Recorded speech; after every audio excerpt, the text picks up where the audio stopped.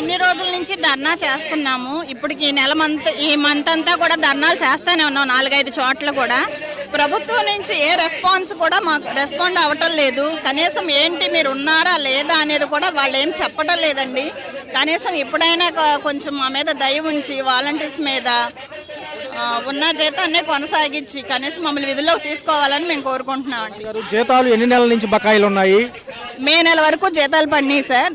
జనవరి నుంచి మాకైతే వర్క్ అయితే ఏం చెప్పలేదు. అప్పుడు ఎలక్షన్స్ వల్ల వర్క్స్ అయితే ఏమీ లేవు, మీరు ఎలక్షన్ కోడ్ వల్ల క్లస్టర్కి వెళ్ళొద్దని చెప్పారు వాళ్ళు.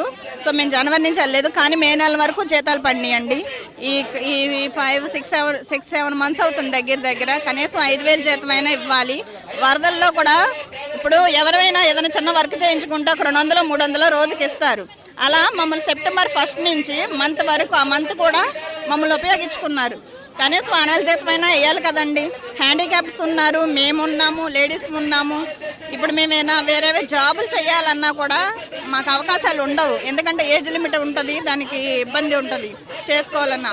కనీసం మా ఊర్లో మా ఏరియాలో మేము విధులు కొనసాగించుకునేటట్టు చేయాలని, మమ్మల్ని తీసుకోవాలని, ఉద్యోగ పథకాలు కల్పించాలని కోరుకుంటున్నామండి. రెస్పాన్స్ వస్తే సరే, లేకపోతే ఒకవేళ ఎలా ఉండబోతుంది? ఇలాగే కంటిన్యూ చేస్తామండి.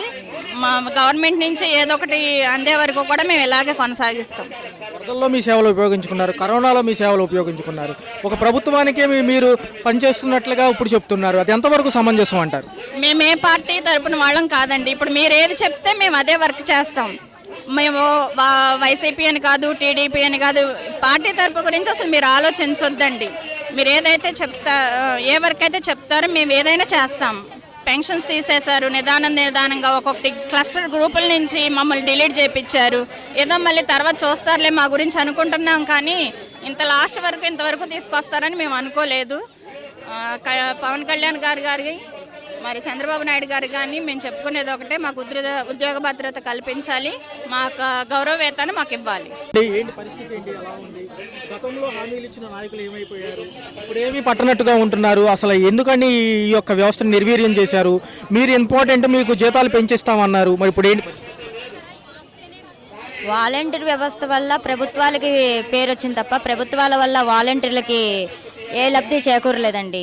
ఇచ్చిన హామీలు కూడా నెరవేర్చుకోకుండా మొత్తం నిర్వినియోగం చేసేసారు వాలంటీర్ వ్యవస్థని.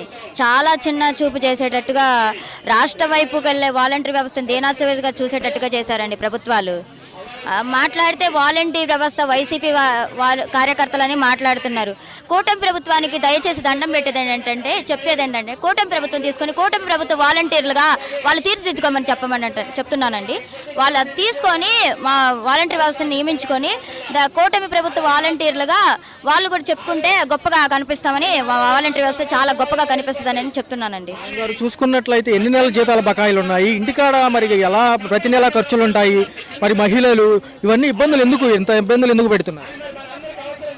మే నెల నుంచి అండి జీతాలు లేవు, ప్లస్ బిల్లు పెడుతున్నట్టే కనిపిస్తున్నారు, కానీ అవి అమల్లోకి అసలు విడుదల చేయట్లేదు. చివరికి విడుదల చేస్తాం అంటూనే మొత్తం క్లోజ్ చేసేసారండి. అసలు వాలంటరీ వ్యవస్థ రెన్యువల్ చేయలేదు. గత ప్రభుత్వం మీ జగన్ గారే ఇలా చేశారని చెప్పి జగన్ గారు మర్చిపోయారనుకోండి, వాళ్ళు అమలు చేయొచ్చు కదండి. కూటమి ప్రభుత్వం అనేది అమలు చేయొచ్చు కదా. ఎందుకు జగన్ గారి మీద కక్ష సాధింపులతో వాలంటరీ వ్యవస్థనే విచ్ఛిన్నం చేయాలనుకుంటున్నారు? వాలంటరీ వ్యవస్థనే టార్గెట్ చేశారండి. కేవలం వాలంటరీ వ్యవస్థ మీద కక్ష చెల్లింపుతో టార్గెట్ చేసి వాళ్ళ భవిష్యత్తుని అందవికారంగా చేస్తున్నారు. కూటమి ప్రభుత్వం 20 లక్షల ఉద్యోగాలు ఇస్తామని మాట్లాడారు. 20 లక్షల ఉద్యోగాల మాట దేవుడెరుగు. 2,60,000 ఉద్యోగాలు రోడ్లకు ఎక్కేటట్టుగా చేశారండి. ఇదేనా వాళ్ళ గొప్ప? ఇదేనా రాష్ట్ర ముఖ్యమంత్రి వర్యులు చంద్రబాబు నాయుడు గారు గొప్ప? దయచేసి పెద్దలు, పూజ్యులు, ముఖ్యమంత్రులు ముగ్గురు కూడా గౌరవిస్తున్నామండి. మమ్మల్ని విధులలోకి తీసుకోవాలని మనస్ఫూర్తిగా కోరుకుంటున్నాం. 50 గంటల దీక్ష అనంతరం కూడా ప్రభుత్వం నుంచి ఏదైనా పిలుపు వస్తుందా? ఏదైతే చర్చలకు రమ్మంటారా? కనీసం ఆ ఇన్ఫర్మేషన్ ఏమన్నా ఉందంటారా? లేకపోతే పునరాలోచించే అవకాశం ఉందంటారా? అది వాళ్ళు ఆలోచించాలి. మా దీక్ష నేను ఒకటే కోరుకుంటున్నానండి, నారా లోకేష్ గారికి మంత్రి పదవి ఎలా ఇప్పించారో, ఆయన కొడుకుకి అంత గౌరవప్రదమైన ఇప్పించారో, వాలంటరీ వ్యవస్థకు కూడా అన్నం పెట్టేటట్టుగా ప్రభుత్వాలు అన్నం పెడతాయి, నోటికాడ అన్నం తీయదననే ఒక విధానాన్ని నేర్చుకోవాలని ఉద్దేశపూర్వకంగా అడుగుతున్నానండి. అంతే. ఏమంటున్నారు జనరల్ గా చూసుకుంటే? చెప్పండి, మీ బాధలు చెప్పండి మేడం. ఇప్పుడు అందుకే కదా వచ్చింది, ఇప్పుడు ఇంత దూరం వచ్చింది అందుకే కదా. అసలు ఏమంటున్నారు? గతంలో చూసుకున్నట్లయితే హామీలు ఇవ్వడం వాస్తవం. ఎలక్షన్స్ ముందు ప్రచారాల్లో ఓదర కొట్టారు. వచ్చిన తర్వాత ఏమో మేము 10,000 ఇస్తామన్నారు. ఇప్పుడు ఉన్న జాబులు కూడా తీసేశారు. ఎలక్షన్స్ కి ముందు 10,000 అన్నారు. అసలు ఎలక్షన్స్ అయిపోయాక వరదలు వచ్చే వరకు వాలంటీర్స్ ఉన్నారని గుర్తురాల ప్రభుత్వానికి. వరదలు వచ్చిన తర్వాత నైట్ 12ంటికి 1 గంట కాల్స్ చేసి మీరు రావాల్సిందే, జెడ్సీ గారు ఆర్డర్ మీరు చేయాల్సిందే అలా అంతా మాట్లాడినప్పుడు ఇప్పుడు ఆ జెడ్సీలు ఏమయ్యారు, వాళ్ళేమయ్యారు, అసలు ప్రభుత్వం ఏమైంది? వరదలు వచ్చినప్పుడు మేము గుర్తొస్తామా? ఏదైనా వర్క్ వచ్చినప్పుడు మేము గుర్తొస్తామా? మిగతా రోజుల్లో ఏంటి? అసలు మా గురించి ప్రభుత్వం ఏదో ఒక నిర్ణయం తీసుకొని ఏదో ఒక చెప్పాలని మా కోరిక అండి. ఒక పక్క చూసుకున్నట్లయితే ఎన్ని నెలల జీతాలు బకాయిలు ఉన్నాయి? మాకు 6 నెలల నుంచి అసలు జీతాలు లేవు, ఏమీ లేవు. అవి పెంచుతానన్నారు. సరే, జగన్ గారు ఉన్నప్పుడు 5 సంవత్సరాలు మీకు ఇలా ఉంది అని కాంట్రాక్ట్ చేసినప్పుడు ఆ కాంట్రాక్ట్ ప్రకారంగా జీతాలన్నీ ఇవ్వాలి కదా. మమ్మల్ని 2,000 అన్నా చేయట్లేదు. అలా హోల్డ్ లో పెట్టేస్తే మేము ఎవరికి సమాధానం చెప్పాలి? కొత్త ఉద్యోగాలు ఎత్తుకోలేక, ఉన్న ఉద్యోగం ఉంటుందో వరదో తెలియక కన్ఫ్యూజన్ లో ఇంట్లో బయట అసలు సమాధానం చెప్పుకోలేక మా పరిస్థితులు మాకు ఉన్నాయి. ఏదో ఒకటి చెప్పాలి కదా. ఉద్యోగాల్లోకి తీసుకోవాలండి. మేమైతే అదే గట్టిగా కోరుకుంటున్నాం. ఇప్పుడు దీక్ష ఏర్పాటు చేసింది కూడా ఉద్యోగాలు తీసుకోవాలి. మరి ఇంటికాడ పరిస్థితి ఏంటి మేడం? ఖర్చుల నిమిత్తం ఎలా ఉంది? ఇప్పుడు వరకు 6 నెలల జీతాల బకాయిలు అంటే మామూలు విషయం కాదు కదా. ఇప్పుడు 7 నెలలకి చలినీళ్ళు తోడు అన్నట్టు మా హస్బెండ్స్ తెస్తున్నారు. మేము ఏదో చేసామండి.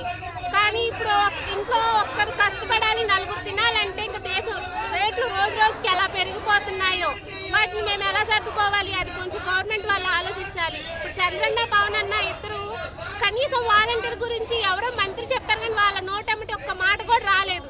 ఎందుకు మాట్లాడలేకపోతున్నారు? ఇప్పుడు మా గురించి మీరు ఎందుకు అన్ని శాఖలు, అన్ని వ్యవస్థలు కనిపించింది, మీకు వాలంటీర్ వ్యవస్థ ఎందుకు కనబడట్లేదు? అది నా ప్రశ్న. దీనికి కొంచెం నాకు సమాధానం చెప్తే చాలండి. ఎందుకంటే వరదలు వచ్చినప్పుడే మేము గుర్తొస్తామా? మరి భవిష్యత్తు కార్యాచరణ ఎలా ఉండబోతుంది? ఒకవేళ చర్చలకు పిలవకపోతే సమ్మె తీవ్రతరం చేస్తారు. ఇప్పుడు 50 గంటల దీక్ష అనంతరం ఎలా ఉండబోతుంది? మేము అన్ని చర్చించి చెప్తామండి. 50 గంటల దీక్ష తర్వాత ఇంకా గవర్నమెంట్ తీరాకపోతే దాని గురించి ఏం చేయాలి ఏంటి అనేది మేము అందరం మాట్లాడుకొని మళ్ళీ ఏం చేయాలనేది డిసైడ్ చేసి చెప్తాం. అంటున్నారు జనరల్ గా. ఇప్పుడు చూసుకున్నట్లయితే ఇప్పుడు ఎన్నోసార్లు ఇప్పుడు నిరసన తెలియజేశారు. అనేక ప్లేసుల్లో చేశారు. కానీ వీళ్ళు ఎక్కడా కూడా రెస్పాన్స్ ఇవ్వట్లేదు. ఎందుకంటారు అసలు? అసలు అదే తెలియట్లేదు సార్. మేము రెస్పాండ్ అవ్వకపోతే వీళ్ళే చల్లా చెదర వెళ్ళిపోయి వేరే జాబ్స్కి వెళ్ళిపోతారు అనుకుంటున్నారు. దీని మీద డిపెండ్ అయిన వాళ్ళు చాలా వరకు ముందు హౌస్ వైఫ్లే ఉన్నాం సార్. చిన్న చిన్న పిల్లలు మాకు కన్వీనియంట్గా ఉండేది. మాకు ఇచ్చిన 100 హౌసెస్ వరకు మేము చేసుకున్నాము. వచ్చి వర్క్ చేసుకునే వాళ్ళం, వచ్చి ఇల్లు కూడా చూసుకునే వాళ్ళం. మాకు అంత ఇబ్బంది ఉండేది కాదు. ఇప్పుడు సడన్గా మేము ఎంత ఎన్నితి పత్రాలు ఇస్తున్నా కూడా అటువైపు నుంచి ఏం రెస్పాన్స్ లేదు. దానికి రీజన్ ఏంటో మాకు తెలియట్లా. ఇప్పుడు వాళ్ళు రెస్పాండ్ అవ్వాలి కదా సార్. ఎలక్షన్స్ ముందు ఒక మాట, ఇప్పుడు వెనకాల ఒక మాట. ముందేమో అమ్మ మీరు ఆడపిల్లలు, మిమ్మల్ని మేము అన్యాయం చెయ్యము, మీకు కావాల్సినంత న్యాయం చేస్తాము, 10,000 మేము అడగలేదు, మీరు ఇచ్చిన మాటే. 10,000 కాదు సార్, మా శాలరీ మాకు వేయండి. 5,000 ఇప్పటి వరకు 7 నెలలు గడిచాయి. 7 నెలల శాలరీ మాకు వేయండి. వరదల్లో ఎందుకు వర్క్ చేయించుకున్నారు? జీవో లేనప్పుడు వర్క్ ఎందుకు చేయించుకున్నారు? మాకు అసలు పేరే లేనప్పుడు మాకు కాన్ఫరెన్సులు కాల్స్ కలిపి తీసేయండి ఉద్యోగాలు, రానోళ్ళని తీసుకోండి, వచ్చే వాళ్ళకి ఉంచండి, లేని వాళ్ళది ఉద్యోగాలు తీసేయండి అని ఎందుకు అన్నారు? జగన్మోహన్ రెడ్డి గారు గత ప్రభుత్వంలో ఇచ్చిన జాబులకి మీకు భద్రత కల్పిస్తామన్నారు. రెండో చూసుకుంటే ఒక పక్కేమో పెంచేస్తామన్నారు. మీరు అడిగింది అయితే ఏమీ లేదు. అక్కడ చూసుకుంటే 10,000 ఇస్తామని వాళ్ళే చెప్పారు. ఏం సరిపోతుంది 5,000 అన్నారు. ఇప్పుడు చూస్తేనేమో ఇలాగా తెప్ప దాటేశారు. ఎలా అనిపిస్తుంది? అదే సార్, అన్న మాట మీద నిలబడాలి. ఇప్పుడు ఒకరు గుర్తు చేయడం కాదు. ఇప్పుడు వాళ్ళు ఇచ్చిన హామీలన్నీ ఒకరు గుర్తు చేస్తే మీరేం అమలుపరచట్లేదు. అది మీ రెస్పాన్సిబిలిటీ. ఇది కూడా ఒక బాధ్యతగా తీసుకొని ఇది కూడా మీరు నిర్వర్తించండి. మేము ఉన్న 2,60,000 మందిలో 1,00,000 మంది రిజైన్ ఇచ్చేశారు. వాళ్ళని పట్టించుకోవట్లేదు అంటున్నారు. వాళ్ళు కూడా బలవంతంగా రిజైన్ చేసిన వాళ్ళు ఉన్నారు. వాళ్ళల్లో కూడా వాళ్ళని తీసుకొని మమ్మల్ని 2,60,000 మందిని కంటిన్యూ చేస్తే సార్ మీకు రుణపడి ఉంటాం. కొంచెం ఆలోచించండి వాలంటీర్స్ గురించి. ఏమంటున్నారు? గత కొన్ని రోజులుగా దీక్ష కొనసాగిస్తున్నారు. అయినప్పటికీ కూడా రెస్పాన్స్ అనేది సరిగ్గా ఇవ్వడం లేదు. మీరు ఇప్పటికే ఎన్నోసార్లు పోరాడారు. ఏమంటున్నారు అసలు? ఖచ్చితంగా వాళ్ళు అన్నదానికి సమాధానం చెప్పి తీరాలండి. మేము 10,000 అని మేము ఎక్కడ మెన్షన్ చేయలేదండి. వాళ్ళే ఇస్తామని చెప్పారు. చెప్పి ఇప్పుడు కనీసం 5,000 వేతనం కూడా ఇవ్వకుండా 6 నెలలు మాకు తంబేయించుకొని, అది కూడా వాళ్ళు ఏంటంటే టైం మెన్షన్ చేశారు. మార్నింగ్ 11 లోపు మేము తంబేయకపోతే ఆబ్సెంట్ వేస్తామని సచివాలయం అడ్మిన్ తో చెప్పి మమ్మల్ని 11 లోపు ఖచ్చితంగా వచ్చి మీరు తంబేయాలని చెప్పి చెప్పండి మేడం. ఆ, మరి వేసి చూసుకున్నట్లయితే ఎన్ని నెలల జీతం బకాయి? 6 నెలల నుంచి మాకు వేస్తారనే కదండి మేము వెళ్ళాము. మాకు సచివాలయం దూరంగా ఉన్న ఛార్జెస్ పెట్టుకొని మేము ఖచ్చితంగా మాకు ఈ జాబ్ కావాలని చెప్పి మేము వెళ్ళామండి. చూసుకున్నట్లయితే ఇప్పుడు వరకు కూడా చూసుకున్నట్టు ఎటువంటి సమాచారం లేదు. మీరు ఎన్నిసార్లు పోరాడినా లెక్క చేయడం లేదు. ఒక పక్క వేరే సమస్యల మీద ఫోకస్ చేస్తున్నారు తప్ప దీనికి ఎటువంటి పరిష్కారం దొరకట్లేదు. భవిష్యత్తు కార్యాచరణ ఎలా ఉండబోతుంది? ఉంటుందండి, దేనికైనా సరే వారు సరిగా రెస్పాండ్ అవ్వకపోతే దానికి తగిన పరిష్కారం అనేది ఫ్యూచర్ లో ఉంటదండి ఖచ్చితంగా. అది ఎలక్షన్ టైం అవ్వచ్చు, లేకపోతే ఫర్దర్ గా ఏ విషయంలో అయినా అవ్వచ్చండి. ఇలా యువతని ఇలా పాడు చేయడం అనేది కరెక్ట్ కాదు కదండి.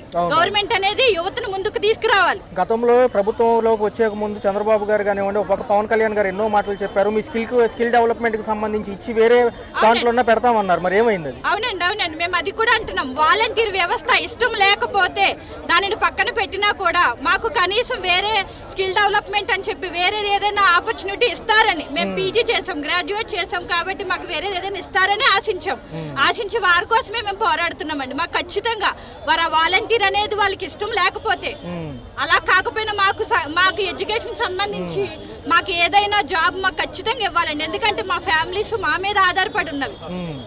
ఏమండి భవిష్యత్తు కార్యాచరణ ఎలా ఉండబోతుంది? ఎలా ఉండబోతుంది భవిష్యత్తు? ఇంకా సమ్మె ఉధృతరం చేస్తారు. ఇప్పుడు 50 గంటలు ఖచ్చితంగా మేము పోరాడతాం. మేడం ఏమంటున్నారు జనరల్ గా చూసుకున్నట్లయితే? జనరల్ చెప్పండి మేడం చెప్పండి. మాకు ఎలక్షన్ టైంలో 10,000 జీతం ఇస్తారని ప్రతి ఎమ్మెల్యే ఇంటింటికి వచ్చినప్పుడు ఇంటి దగ్గర చెప్పారండి. కానీ ఇప్పుడైతే వెళ్తే ఎవరు ఏమి సమాధానం చెప్పట్లేదు. ఎలక్షన్స్కి ముందు ఏం చెప్పారంటే కరోనా టైంలో ఈ వాలంటీర్ల వ్యవస్థ చాలా బాగుంది, అన్ని రాష్ట్రాల్లో ఇలాంటి వ్యవస్థను తీసుకొస్తామని చెప్పారు. ఉన్న వ్యవస్థని తీసేస్తే అప్పుడు ఇచ్చిన మాట ఏమవుతుందండి? మాకు 10,000 జీతం ఇప్పుడు ఇవ్వకపోయినా మీకు నిధుల్లోకి వచ్చినప్పుడు ఇవ్వండి. ప్రస్తుతానికి మేము చేసే 5,000 చేయడానికైనా మేము సిద్ధమే. మేడం గారు చూసుకుంటే ఎన్ని నెలల జీతం బకాయి ఉంది? ఇప్పుడు ఎన్నో సార్లు సమ్మె చేశారు, అనేక విధాలుగా మీ నిరసన తెలియజేశారు. 6 months శాలరీ పడాలండి. వరదలప్పుడు చిన్నపిల్లల్ని వదిలేసుకొని పండగను కూడా లేకుండా అర్ధరాత్రి ఫోన్లు చేశారు. ఇళ్లలో జెంట్స్ అర్థం చేసుకునే వాళ్ళు ఉంటారు, చేసుకునే వాళ్ళు ఉంటారు. ఆ టైంలో ఫోన్ చేస్తే వాళ్ళు ఏమి ఇబ్బంది పడతారని లేకుండా చేశారు. అయినా కూడా ఇళ్లలో సమాధానాలు చెప్పుకొని తెల్లారుజామున మేము బయలుదేరామండి. మేమంటే ఫుడ్ ప్యాకింగ్కి వెళ్ళాం. అటు వరదల్లో ఉన్నోళ్ళు వరదల్లో దిగారండి. వాళ్ళకి ఏమైనా పాము కాటేసి ఏదైనా అయితే వాళ్ళకి రెస్పాన్సిబిలిటీ ఎవరు ఇచ్చేవాళ్ళండి? ఈ రోజున తీసేస్తామని చెప్తున్నారు. మొబైల్స్ ఇచ్చారు, ఏదో అప్పుడు ఆ 4 రోజులు వాడుకోవడానికి. మళ్ళీ సచివాలయం ఎంప్లాయీస్ పిలిచి ఫోన్లు తీసేసుకున్నారు. ఎంతవరకు కూడా వైసీపీకి మీరేదో అనుకూలంగా ఉన్నట్టుగా చెప్తున్నారు, అది ఎంతవరకు సమంజసం అంటారు? అది కరెక్టే కాదండి. ఇందులో ఉన్నంత వరకు చాలా మంది పవన్ అన్న గారికి సంబంధించిన వాళ్ళే కానీ జగన్ అన్న గారికి చాలా తక్కువ మందే ఉన్నారండి. కానీ మేము ఏ పార్టీకి మేము చేయలేదండి. మేము ప్రజలకు సేవ చేసాం, ప్రజలకి మేము కావాలి, మాకు వాళ్ళు కావాలండి. మరి భవిష్యత్తు కార్యాచరణ ఎలా ఉండబోతుంది? మీ సమస్యలకు ఎటు నుంచి గవర్నమెంట్ నుంచి ఏమైనా చర్చలకు పిలుపులు వచ్చాయా, లేకపోతే ఇంకా అలాగే నీరు గరుస్తారంటారు? అసలు మాకు ఏ పైనుంచి ఏ ఇన్ఫర్మేషన్ అయితే రాలేదండి. ఇది ఇక్కడితో మాత్రం ఆగదండి. ఏ ఆడపిల్లకి అన్యాయం చేయనన్న పవన్ అన్న గారు ఇంతమంది ఆడపిల్లలను రోడ్డు ఎక్కితే మరి ఏమవుతున్నారో అర్థం కావట్లేదు. ఇక్కడ కానీ మాకు సమస్యకి పరిష్కారం దొరకకపోతే మంగళగిరి క్యాంప్ ఆఫీస్కి వెళ్తామండి లేడీస్ అందరూ. ఓకే.